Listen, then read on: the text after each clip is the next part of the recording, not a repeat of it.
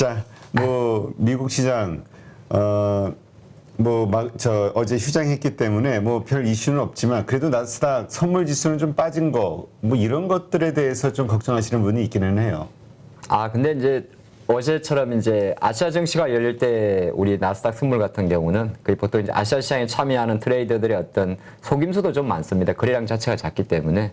그래서 휴장 들어가게 되면 보통 휴장이 있는 상태에서는 뭐 주시장도 채권시장도 열리지 않기 때문에 사실 뭐 장중에 움직이는 나스닥 선물은 크게 의미는 없다고 저는 그렇게 보는데요. 유럽 증시는 좀 강한 보합 마감을 했습니다. 근데 이게 보게 되면 미국 증시가 지난 금요일 날 막판에 기술적 반등이 좀 들어왔었죠. 들어오면서 마감을 했었는데 우리 증시는 어저께 또 좀 어이없이 좀 약한 모습을 보였었는데 여러 가지가 조금 보게 되면 몇 가지만 좀 보죠. 유가도 상품 시장도 휴장이었는데 WTI는 휴장이었지만은 브렌트유는 상승을 했습니다. 근데 유가는 지금 계속적으로 뭐 사실 지금 보면 큰 변동성은 없어요. 좀 강세 유지 아닙니까?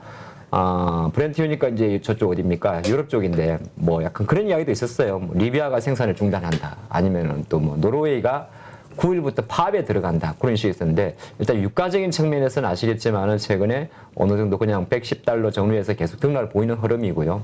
오히려 또 미국에서도 사실 이 부분을 그래서 어제 거의 아시겠지만은 풍력주, 태양광주 급락한 거와 마찬가지인데 지난 6월 30일 날 미국 대법원에서 그러니까 바이든 행정부의 탄소 그러니까 중립에 대해서 어느 정도 거부하는 의안을 통과를 했죠. 6대3 정도로.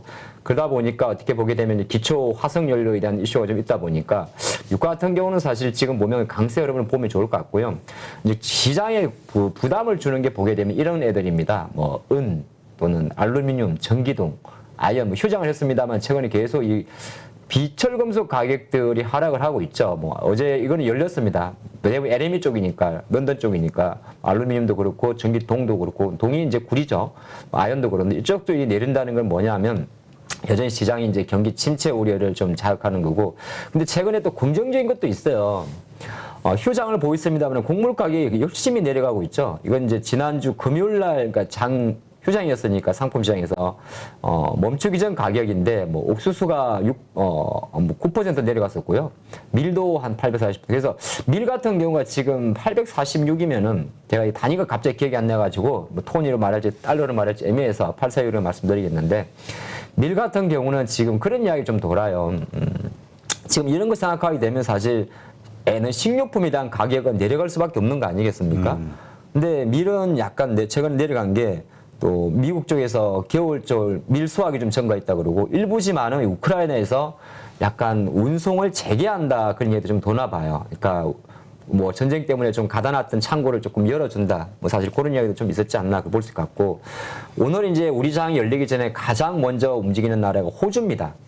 호주인데 호주는 오늘 금리를 인상할 확률이 되게 높아요. 지금 호주의 기준금리 0.85%인데 이건 거의 우리 시간으로는 9시 전에 보통 발표 나옵니다. 그런데 50 베이시스 포인트 정도 인상할 수 있기 때문에 호주 쪽은 최근 호주 달러가 보면 조금 강세를 보이고 있는 흐름인데 약간 오늘장 양이 열리기 전에 해외 증시만 놓고 봤을 때는 어쨌든 미국 증시는 휴장으로 좀 쉬었습니다만은 주변 변수들 경기 침체라는 이슈 자체가 비철금속의 약세와 미 국채 수익률의 약세를 좀 이끌고 있다. 그렇게 보는 게 좋을 것 같고 기타 환율 같은 경우는 여전히 달러가 이렇게 강하다는 거.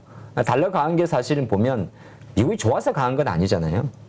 경기가 안 좋다 보니까 안전자산의 성격의 유로화와 유로 달러죠. 유로화라든지 재팬 보면 엔화의 약세가 이어지기 때문에 이어지는 흐름인데 일단 어제 밤새의 유럽 증시는 사실 우리 증시 입장에서는 좀 서운할 정도로 강보합으로 잘 마감을 했습니다. 네.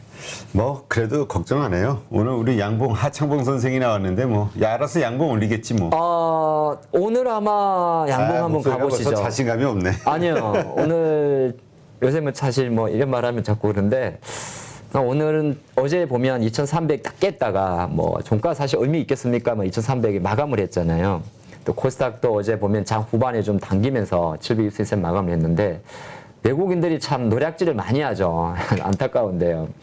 그러니까 외국인들이 사실 주식은 좀 팔면서 이제 선물 매수하고 이렇게 하면서 코스닥도 사실 그렇게 하더라고요. 어제 보면 기관들이 약간 뒷짐지고 있다 보니까 또 오후장이 어제 올랐기 때문에 이거 사람 갖고 노는 것도 아니고 아침 실컷 때리다가 한두 시 되면 조금 올려가지고 꼬리 달아서 마감하게 되면 우리 투자가분들이 이제 열불이 나는데 그래도 한 가지 생각하게 되면 월요일 날 종가 저가보다는 어제 막판에 조금 당기면서 외국인들이 좀 당겨놨기 때문에 오늘도 미리 예단할 필요는 없습니다. 요즘에 예단해서 될 게 아니니까. 그래도 지금 이따 뭐 우리 김민수 대표님께서 차트 보여주면 설명을 하겠지만은 위치 자체가 오늘 조금 양봉이 나와야 우리 투자가들의 마음이 조금 안심되는 그런 위치다. 그런 말씀 드리겠습니다. 네. 우리 저 자기다움님이 제 머리 스타일이 네. 지금 안습, 쉽게 얘기해서 그 안습, 그 다음에 더 안습. 근데 대표님은 잘 나왔어요. 아니야, 저는 우리- 한 일주일 정도 있어야 될 것 같습니다. 한 4, 5일만 우리 가족분들 좀 참아주시면 머리가 이제 좀 자연스러워질 겁니다. 이게 어제 볶아가지고. 저도 어제 복과 어떻게 이게 아, 그러게. 우리 양봉 선생하고 뭔가 통하는 게 있나 보네. 별로 기분 안 좋네요. 네. 자, 그래요. 근데 이제 이렇게 아까 얘기하셨듯이 선물과 현물을 가지고 뭐 어쨌든 단기 차익을 막 시장을 움직이면서 수익을 챙겨가는 외국인들에 네. 대해서 이제 지금 변동성이 커지니까 짜증이 나는 거죠. 그러니까 이제 불만이 가득하고 우리 투자자들이 네. 그런 가운데서 왜 연기금이 제 몫을 못하느냐에 대한 요즘 불만들이 좀 나오고 있어요. 아마 어제 많은 투자분들의 실망 저 포함해서 가장 많았던 게 지난주 7월 1일 날 발표된 정시 뭐 특별 긴급회의에서 발표했던 정부의 어떤 정부나 금융기관의 발표였던 것 같습니다. 뭐 사실 지금 이 상황에서 신용공여 담보 유지비율 의무 기준 보호가 뭐가 중요하겠습니까? 사실 그거 자체는 어떻게 보게 되면 한편으로는 그게 나중에 악순환으로 돌아올 수도 있거든요. 장이 이제 받쳐주면 괜찮은데 뭐 반대 매물이 불러있는데 사실 이것보다 가장 중요한 거는 그냥 2년 전 생각하면 돼요.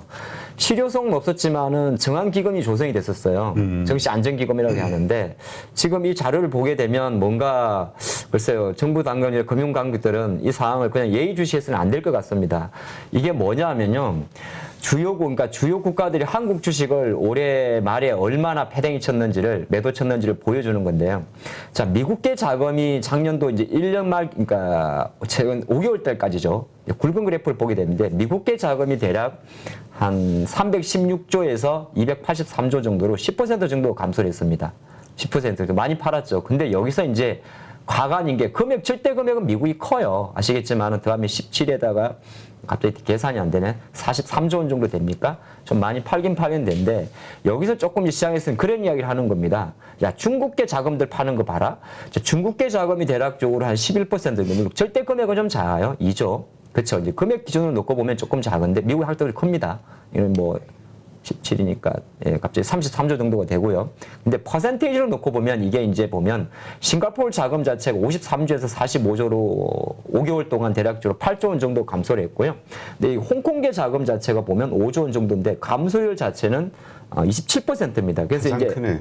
그러니까 이게 지고 있는 거죠. 시장에서는 이런 이야기도 해요. 이제 이거는 약간 음모론적인 관점에서 이야기하는데 너무 연기금이 뒷짐지고 있는 거 아니냐. 실제적으로 1월 달에 LG 에너지솔루션 편입될 때 그거 패시브 맞춘 거 말고는 뭐 한 거냐 그런 거죠. 지금도 마찬가지입니다. 뭐 연기금의 어떤 주 목적이 아시겠지만은 뭐 수익률 방어라는 측면도 있긴 있지만은 최근에 약간 그런 이야기가 나올 만도 해요. 중국에 보이지 않는 힘이 작용하지 않느냐. 첫 번째, 지난 4월이면 5월입니까? 한국이 IPEF 여기 가입하려고 했죠. 인도태평양 프레임워크 경제워크를 말하는 거고요. 또 하나가 최근 이슈 자체가 나토 방문했죠. 여기서 이제 정부 관계자의 탈중국화 이슈 이런 것도 좀 부담이 됐죠. 그러다 보니까 시장에서는 야, 이거 얘들이 홍콩 자금이라든지 또는 싱가포르 이런 자금, 중국 자금들이 빠져가지고 어디서 빠진다고? 한국에서 빠져가지고 그 자금들이 그대로 어디로 가느냐? 다시 홍콩이나 싱가포르나 룩셈부르크로 가는 거 아니냐? 그러니까 결정적으로 이 내용은 뭐냐 하면은 어쨌든 간에 이러한 좀 정치적으로 조금 기분 나쁠 수 있는 중국 입장에서 기분 나쁠 수 있는 뭐 IPF라든지 아니면 나토 이런 데 흐름 자체가 오히려 본토 중국도 자금이 빠지겠지만 그러니까 중국이 갖고 있는 한국 자금을 말하는 거예요. 이거 외국인이 중국에서 빠지는 게 아니고 중국이 전 홍콩, 싱가포르, 중국, 미국 이런 국가들이 한국에서 자금 빠지는 퍼센테이지를 보여주는 그래프입니다. 그런 관점에서는 뭐 홍콩계 자금이 많이 빠지는 거 이것 봐라 이거 가지고 이렇게 좀 이야기할 수 있는데 일단 여기서 어떻게 이야기를 하냐면은 지금 사실 이게 제가 뭐 유튜브니까 좀 말씀을 드릴게요. TV에서는 말씀을 차마 못 드리겠고요. 약간 그런 이야기들. 지금 국민연금들 CIO가 언제 선입됐느냐 그런 이야기를 하거든요. 아직 CIO가 없죠. 네, 공석인데 제가 알기로는 그 외에도 이제 주요 그 운영진들이 이제 최고 투자 책임자를 말하죠. 이게 대부분이 전 정권에서 취임을 하다 보니까 지금 정권이 바뀌었잖아요. 그래서 지금 이쪽만 그런 게 아니라 사는 쪽도 그렇고 자금 집행하는 쪽에서 지금 뭔가 뭐 어벙벙하다는 약간 이야기도 나옵니다. 갑자기 뭐 나토 갔다 와버리고 이러다 보니까 이게 어디에 구심점을 두을지 가만 생각해 보시면 2020년대 코로나 발생 이후에 전 정부에서는 BBIG 지수를 만들었어요. 이게 배터리, 바이오, 인터넷 게임. 물론 그게 유명무실했습니다만은 사실 그런 리액션이라도 좀 보여줬었거든요. 그리고 또 하나가 2020년 코로나 때 정시 정황기금을 조성한다는 이슈가 나왔었습니다. 그거는 이제 3, 4월 달인데 실제적으로 제가 확인한 바에 의하면 정황기금은 집행된 적이 없습니다. 국민들은 아실 건데 없어요. 왜 없냐? 장이 올라버렸거든요. 그래서 실제로 그때 제가 당시 담당 펀드 매니저 정황기금에 조성했던 정식 매니저한테 확인했었어요. 5월 달에. 그 정황기금 정부에서 나온다고 언론 공부했는데 형님 그거 편입했습니까? 편입은 무슨 정황기금의 특징이 뭐냐면 이거 사실 우리 좀 화가 나는 이야기인데 이게 없는 돈을 만들어서 기금을 만드는 게 아니고 기존 펀드에서 펀드 돌려막기거든요. 그러니까 정부에서 내리는 겁니다. 야, 원기금에서 이게 정시에 너무 빠졌으니까 우리가 돈을 좀 조성을 해가지고 정시를 방어해야 되지 않겠느냐. 그러니까 니들 운영하는 펀드 중에서 A, B, C, D, P 큰 펀드 있으면 거기서 조금을 좀 빼. 돈 좀 그러니까 쉽게 말해서 출자를 해. 그래서 우리가 그 돈을 모아가지고 정시를 받쳐볼게 이런 거거든요. 근데 실제적으로 유명무실해졌던 이유 중에 하나는 사실은 운 좋게도 코로나 때 확 빠졌다고 올라서 그래요. 그러면 지금 같은 경우도 실제적으로 뭐 시정 여부를 떠나가지고 뭐 외국인들 입장에서도 좀 안전한 흐름을 보기 위해서는 일단 그런 이슈가 좀 나와야 됩니다. 나와야 되는데 왜 안 나오는지 참하게 제가 그 다음은 이야기를 못 드리겠습니다만은 여러 가지 이렇게 복합적인 그러니까 주식시장에 들어와 있는 사회, 정치, 경제적, 안보적 이슈 자체도 우리 입장에서는 외국인 투자가들을 통해 가지고 한국 정시를 지락패락 사실 매도를 계속 이어갈 수 없는 환경에 안타까운 환경에 놓여 있다. 이걸 그냥 팩트만 전달하고 싶었습니다. 네, 그렇군요. 네, 답은 없는데 이거는 이제 한번 그냥 업소 한번 하는 거예요.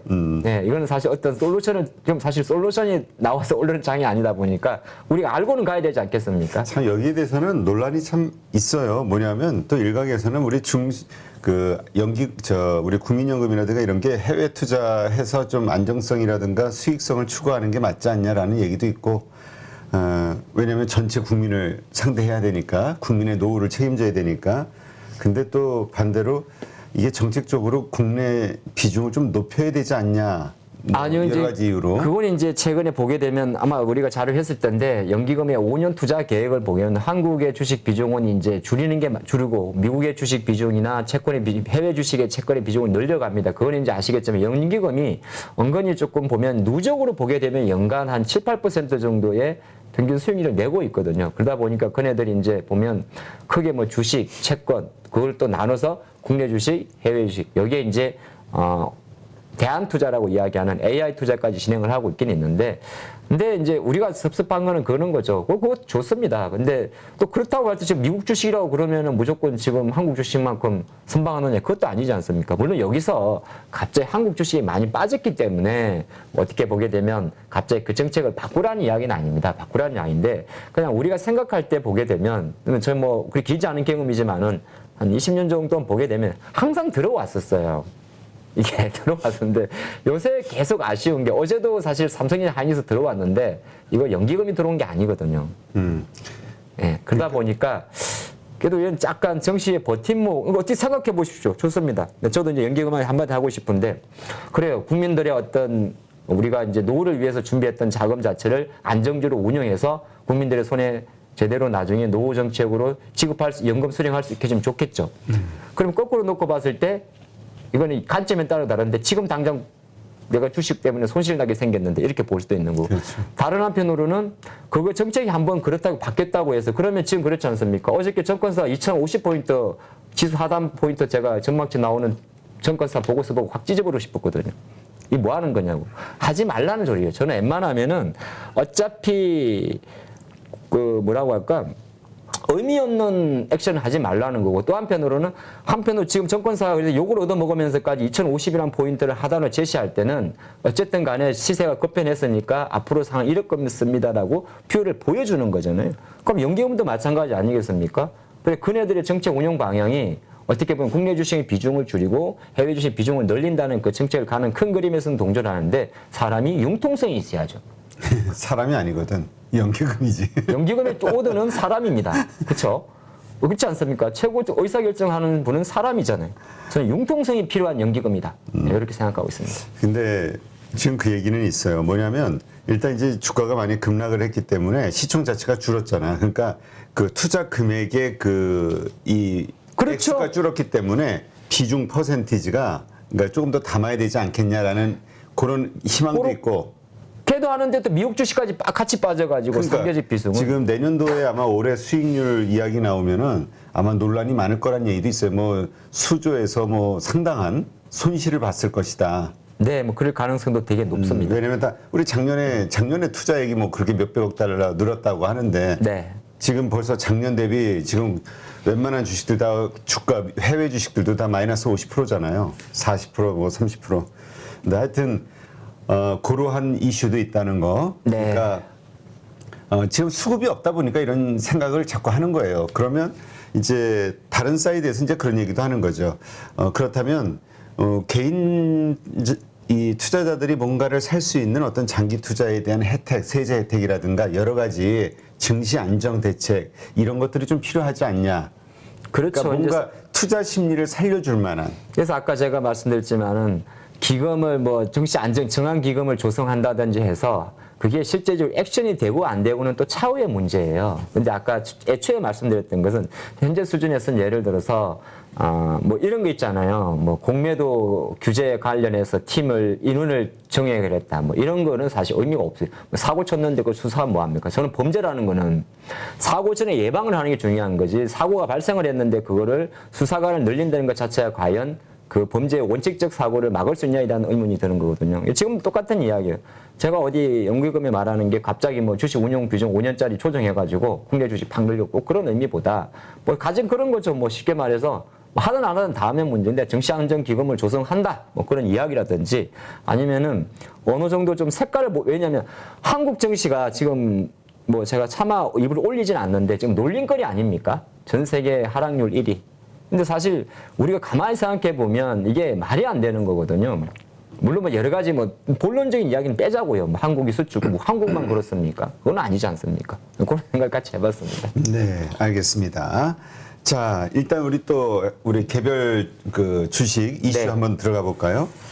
사실 네이버의 그 검색 광고에 대한 그 걱정, 그러니까 구글에다 뺏기는 거 아니냐, 네. 모바일 쪽은 다 구글로 하고 있지 않냐, 뭐 이런 이야기들 비중이 점점 구글이 높아지지 않냐 이야기가 나왔는데 이게 좀 데이터가 나왔나 보죠? 네, 근데 이거는 사실 이제 이미 추세입니다. 아시겠지만은 요즘에는 저도 앱 빈도를 보게 되면은 네이버에서 검색하는 것보다 구글링이 조금 많아진 것 같아요. 제 개인적으로도 생각을 해봤더니 그래서 이제 사실 이 플랫폼별 검색 광고 평균 유입률인데요.